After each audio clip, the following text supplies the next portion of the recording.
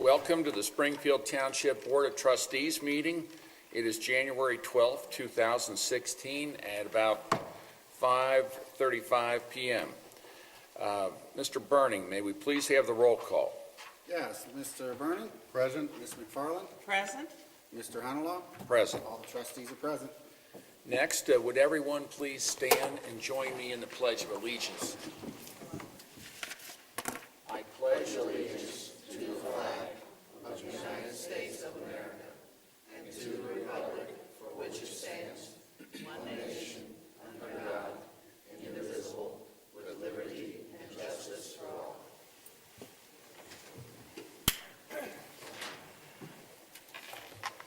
The first thing this evening, we have a couple of guests here that we want to hear from, and the first one will be Annie Wilkerson, who is the field representative for United States Representative Brad Winstrip.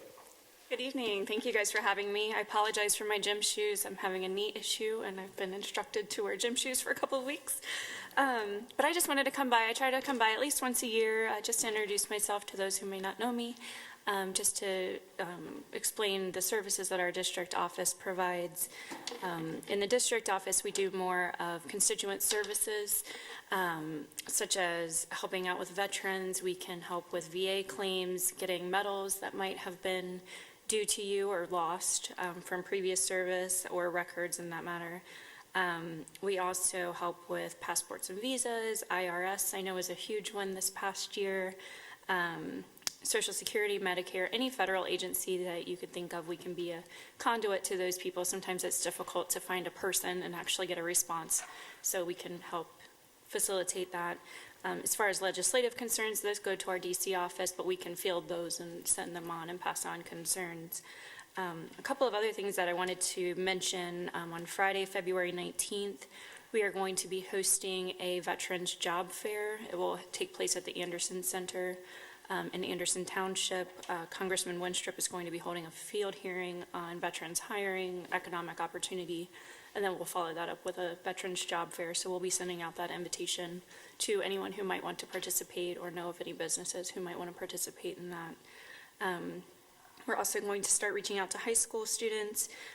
We have a couple of things that pertain to them. We have our Service Academy nominations that we do every year for the different military academies. And then also we have a congressional art competition that we do every spring that applies to high school students, and they get their artwork displayed in the Capitol and get to take a trip to DC. It's kind of a neat thing they get to do. So we'll be pushing that information out as well. And just wanted to make sure you guys know who to contact in our office if you guys need anything. So thank you for having me. Annie, thank you very much. Thank you. All right, next on our agenda, we have Megan Plassman and Warren Walker from Duke Energy Gas Operations. Thank you, and we appreciate the opportunity to speak tonight. I'm Warren Walker. I'm the Community and Government Relations Liaison for Duke Energy, and you are. I'm proud to be your servant and the one throat to choke when you have issues with Duke Energy. You know, it's a huge company, but we live, work, and play in these same communities, and this partnership and accessibility to Duke Energy is very important to us. And we've got a special presentation tonight. Duke Energy is very concerned with making sure that we have reliable and safe power sources. And, you know, I always mention, you know, no one woke up this morning and said, boy, I hope I get to that meeting and the electric's on. Or, you know, I hope there's no gas issue. It's an assumption we make, right? We think, we wake up and we go to work and everything's supposed to work like it is supposed to. And Duke Energy spends a lot of resources and time into making sure that those things, that you don't have to think about it when you wake up every day. And we have a special presentation at Springfield Township today, and Megan Plassman, she's manager of gas field operations. She's going to make that presentation to you. All right, good evening, everyone. Good evening. So for almost 180 years, Duke Energy Ohio has provided natural gas service to our customers in Southwest Ohio. Our constructive relationship with the communities has served as a critical component to our business. I am here tonight on behalf of Duke Energy Ohio to express our appreciation for continuing to increase the safety and reliability of natural gas services to our customers of over 400,000 and our communities. 15 years ago, Duke Energy Ohio embarked on a program to replace deteriorated facilities to reduce the risk for incidents. The program, approved by the Public Utility Commission of Ohio, consisted of replacing 1,200 miles of cast iron and bare steel mains and approximately 116,000 associated metallic services. We finished that program last year. We're extremely pleased to report that we reduced our leaks by 40%, and we completed that program on time and on budget. The program encouraged other major gas companies, both in and outside of Ohio, to implement similar programs to remove obstacles or obsolete natural gas facilities. As many of you personally observed, this was a significant undertaking, and we could not accomplish it without the collaboration of our communities and their residents. We greatly appreciate your patience through the construction and the restoration process.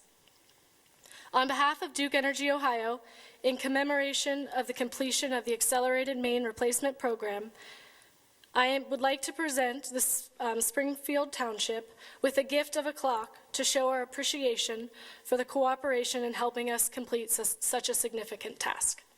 Thank you. Thank you very much. Thank you.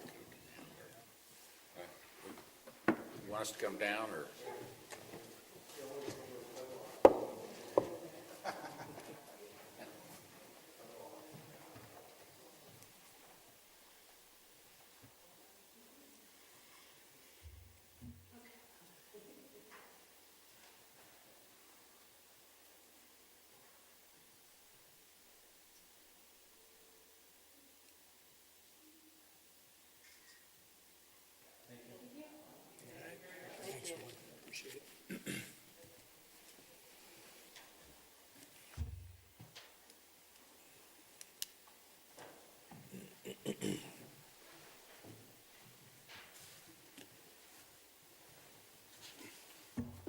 Now the fight begins as to whose office that gets to reside in.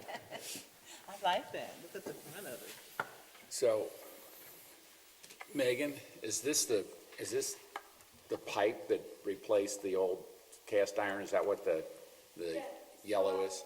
Our polyethylene pipe, which is our plastic pipe, so 8-inch or less, that's what we put in the ground. Anything above 8 inches is usually replaced back with steel, but it's coated steel, not bare steel. I see. Okay, very good. Thank you very much. Thank you. Thank you. Okay, next we have a special recognition this evening, and it is for John Pennycuff from the school board. And Gwen, I believe you have some things that you would like to say. I would be so honored. Hi, how are you, John? I just want to, on behalf of the Springfield Township Trustees, when you had your retirement at your last meeting, they had a special ceremony for you, and we had a meeting that night, so we were unable to attend. So we wanted to be able to really share with you how much we appreciated the work that you've done. And I could read on and on about this extraordinary man, but I'm going to do a cliff note. For the sake of time, I won't do it, but I think people need to know, those that don't know, just all the great things that you've done. So John served on the Board of Education of Wintonwood School District for 26 years. He was first elected to the Board of Education in 1989. He was re-elected 6 times, serving as its president for 10 years and vice president for 9 years. He was a persistent advocate of adding global focus of all courses. He was the leader of the successful effort in 2011 in creating the Academy of Global Studies as a unique school within the Wintonwood High School. I'm not going to read everything, but what I know about John personally, he has been a strong advocate for excellence when it comes to education. He has just done a fabulous job during the time that he served the students at Wintonwood School. And so we want to recognize you. We don't have a plaque tonight, but you will receive that. And you've just been a wonderful advocate and a great steward in our township and in the community as well. So we'd like to come down and shake your hand and just give you the honors.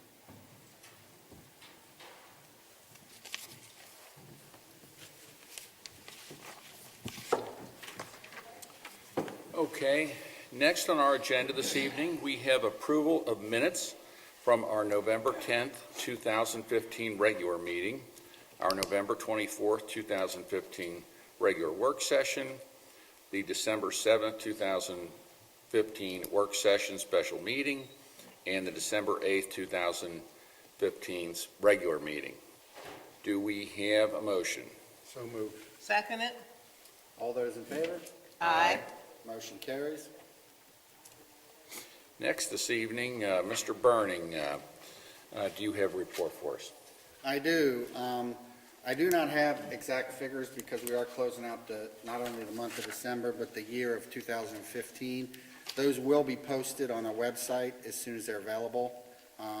But I do need request a motion for the approval of receipts and payroll expenditures for the period of ending 12/31/2015. Do I have that? So moved. Seconded. All those in favor? Aye. And I just want to let everyone know, we'll have that, the financials up on our website as well as at the administration offices as soon as they're available and the year's closed out. Thank you. Thank you, Mr. Burning. Next, moving on to departmental action and discussion items. Mr. Hennenkamp, do you have a report? I do, Mr. Hunterlaw. I have 3 action items. The first is to seek the board's authorization to allow me to sign the memorandum of understanding with Waycross Media. This is the item we discussed during our work session, but essentially allows us to continue the agreement that we have with Waycross to provide the services they do, primarily cablecast of these meetings, and also making them available on the web, and then also cablecast of a variety of different types of special meetings and special events. So this is similar to essentially the exact same arrangement that we've had with Waycross, which was previously a 2-year agreement. This is also a 2-year agreement, so we're simply renewing the same terms for the next 2 years. Okay. Do we have a motion to approve the memorandum of understanding? So moved. Second it? All those in favor? Aye. Motion carries. The second item I have is to seek similar authorization for the board to allow me to enter into an agreement with the city of Mount Healthy. We're a little late in this agreement. I think we did this last year, earlier in the year, say about November. We got a little complacent with the weather being warm, but essentially what this agreement is, it's an agreement between the township and the city, which allows Mount Healthy to purchase salt, road salt, from the township. According to the terms, essentially they're paying what we pay, and then any cost that we might incur at the end of the year due to an increase. But for the most part, same type of agreement that we've had previously, and just looking for the board's authorization to allow me to enter into that agreement. So move. Seconded. All those in favor? Aye. Motion carries. And I would just say, I like the way this agreement says, if salt goes up next year, we have to replace it, they have to pay the replacement A cost. higher price. Yeah. Yeah, they don't utilize a whole lot. Right. Generally, I think last year, maybe Around 300 tons. 300 tons. Right. Hopefully even less this year. Don't jinx it. I'm not going to do a Glenn McFarland. I know, I wasn't gonna say Talk anything. about that. The next item is also authorization allowing me to sign the retainer agreement for our legal counsel, Laura Abrams, with the retainer for the township. And there is also no change to this agreement from 2015. So this is essentially the moved. same agreement. I second it. All those in favor? Aye. Motion carries. The next item I have was originally to seek the board's authorization to approve some new personnel policies. We have kind of just finalized the language on these, and I know we've just given the board a copy of those today, so I'm not looking for us to take any action. Most of these policies are actually new things. They're pretty, I would characterize as fairly minor type policies, but just some issues as we've gone through our personnel policies, some areas where we thought maybe some additional things needed to be added in some areas that we really didn't have current policies. We've been doing them in practice, but really didn't have the policy. So I would say at this point, simply want the board to review it and then look forward to taking action on these at our work session later this month. As I said, most of them don't cover anything really a big substantial area. Most of them are just in some augmenting some areas where we didn't have any coverage. HR updates, primarily that. We do have one change in the service department, but that's consistent with the things that we've been talking about earlier as well. So at this point, no action necessary tonight, but would look to do that in our meeting at the end of the month during our work session. That is all the action items. Just as far as personnel updates, did accept the resignation of Josh Moves, who's a part-time paramedic firefighter. His effective date of resignation was December the 20th, 2015. We have hired a new building monitor in our senior community center, that is Rose Holland. Effective date of her hire was December the 14th, and I did accept the resignation of Brennan Watson as a full-time laborer in our service department. Effective date of his resignation was December the 18th, 2015, and our seasonal employee, Jerry Seifert, his seasonal term ended also on December the 18th, 2015 for this year. The only other item I would just note is, we probably should have maybe had Duke address this while they were here, but we simply wanted to make note that there are some rate increases that Duke has been approved for through PUCO. These are rates that affect distribution, so they're not actually on the energy, and given that we have a natural gas and electric aggregation program, I didn't want residents to see that increase and think that was a result of our program. It is not. This is something, regardless of who your supplier is, all customers of Duke will see this. It doesn't go into, it goes into all kinds of details. I don't know exactly what the amount is. Chris, I don't know if you wanna It's actually to pay for the work that Megan was talking about. So it's part of- the main replacement program that she was referring to, someone has to pay for that work, right? So it's unfortunately going to be on the ratepayers of the Duke Energy service territory. So as Mike indicated, it doesn't. Looks like it's about 84 cents. 84 cents Yeah. a month for residential. Right, it's to pay for the yellow pipe that's on that clock. So she, that's exactly what it is. And it doesn't, as Mike said, it's not unique to our program. It's anyone who has Duke gas or electric that gets transmitted to their houses, they'll be paying for it. So.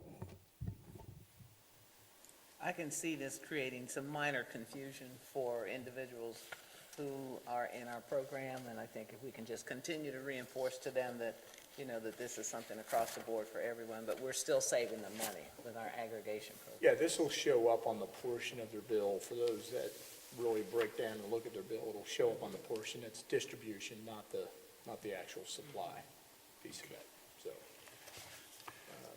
And then Kim, I maybe ask Kim, bring us up to date on what's going on with community events and programs. Thank you. We have 3 events coming up in the month of February. On February the 5th, Playhouse in the Park is returning to Springfield Township for a free show. They're going to be doing Antigone back at the Grove Banquet Hall, and that is a free community program. February the 20th, Arts Connect is doing our Daddy-Daughter Dance. At this time, we have 5 registrations available before we're sold out.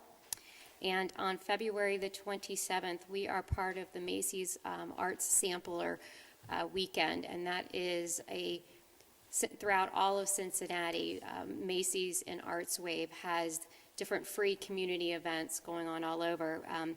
They provide us with the entertainment, and we offer that to the community at our venue. On that day, we've got a children's concert with a performer named Zach Morgan. We have a wonderful band. It's the Tracy Walker Band. And then we have a group coming in who does dancing from the country of India. So they're called Celestial Dances of India. And that program is completely free. It's all day from 11 to 2:30 at the Grove on February 27th. Is that a Saturday or a Sunday? It is a Saturday, Okay. What was the day again? February 27th. Okay. Very good. Mr. Honorable, that's all I have. I know the board has copies of the departmental activity reports, so unless there's any questions, that's all I have. Okay. Moving on then to resolutions. The first resolution that we have this evening is Resolution 7, 2016, declaring nuisances pursuant to Ohio Revised Code Section 505.87 at various listed properties within Springfield Township and authorizing statutory actions necessary to abate the nuisances. Do we have a motion? So moved. Second it? Mr. Bernie? Aye. Ms. McFarland? Aye. Mr. Honolo? Aye. Resolution carries. Next, we have Resolution number 8, 2016, establishing assessment for abatement of nuisance and certifying same to the Hamilton County Auditor. Do we have a motion? So moved. Second it? Mr. Bernie? Aye. Ms. McFarland? Aye. Mr. Honolo? Aye. Resolution carries. Next, we have Resolution number 9, 2016, authorizing the filing of an application pursuant to Revised Code Section 2981.12 and Revised Code Section 3719.11 to authorize the destruction of property that has been surrendered, unclaimed, lost, abandoned, stolen, forfeited, or otherwise lawfully seized. Do we have a motion? So moved. Second it? Mr. Bernie? Aye. Ms. McFarland? Aye. Mr. Honolo? Aye. Resolution carries. Do we have any old business before the board this evening? I have none. New business. Does anyone have any new business? I have one. I would just like to congratulate our new chairperson, Joe Hunter Law, for Thank you, Gwen. 2016, and also our vice chair, Mark Burney, for 2016 as our board vice chair. So again, 2016 is going to be a great year, just as 2015 was when I was the chairperson, right? So again, it's an honor. Congratulations to both of you. Thank you, Gwen. I appreciate that. Did you say congratulations or condolences? Congratulations. All right. All right. Now we're coming to the citizens' participation part of the meeting. Is there anyone here that would like to address the board this evening? If there is, we would ask you to step up to the podium, state your name and address. Any takers tonight? Yes. I think we have, yes, ma'am. Aye. Hello. Hello. My name is Deborah Harrell. I'm at 2051 3rd Avenue, West College Hill. We had a question from our civic association that we're just trying to get off the board. We had complained about some nuisances, particularly pit bulls being housed on a lot that does not have a home, a domicile on it. There's been several calls to the police department, SBCA, and listening to your resolutions that's been passed, do we fall under any of those resolutions as far as the nuisance go? Well, Chris, you can address that if you would. Yes. Chris? I'm familiar with the issue you're referring to. It isn't actually a nuisance under the law. It's actually a zoning violation. Okay. And we've issued citations as such. I actually recently spoke to the owner of that property as early as last week and informed him that he has basically less than 30 days in order to remove the dog kennels and the dogs and the fencing and everything, or he will be taken to housing court. Okay. So he's indicated that he's going to consult with an attorney, and I said, that's fine. I ask you to have your attorney call me. So I've yet to receive a phone call, but he has been sent a violation, and soon we'll be discussing with our law director to take him to housing court because it's a zoning violation, not a nuisance violation. Okay, thank you. Can I just make a comment? I'm concerned ahead. because it's an old issue, and the gentleman, I understand, doesn't even live there, they're just housed there. So he started with 6 dogs, and now he's up to 19 or 20, something like that. Yes.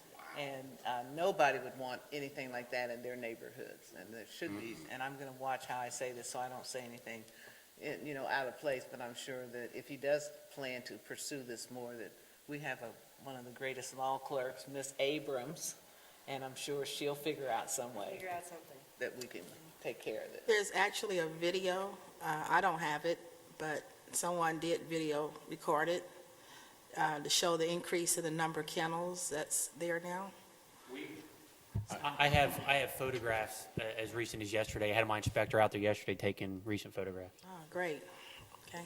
And Deborah, I would say today I received a phone call from the Hamilton County Prosecutor's Office, and they were asking me, they said there's an attorney who is calling about a zoning problem in Springfield Township, and I referred them to Laura Abrams, who is our attorney, and she'll get with that. I'm thinking that's what it's about.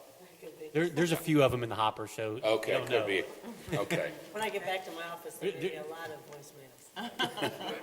Thank you. Thank you. Thank you. Is there anyone else that would like to address the board this evening? Looking like there's not. Do we have a motion to adjourn the meeting? So moved. Seconded. Man, you guys are quick.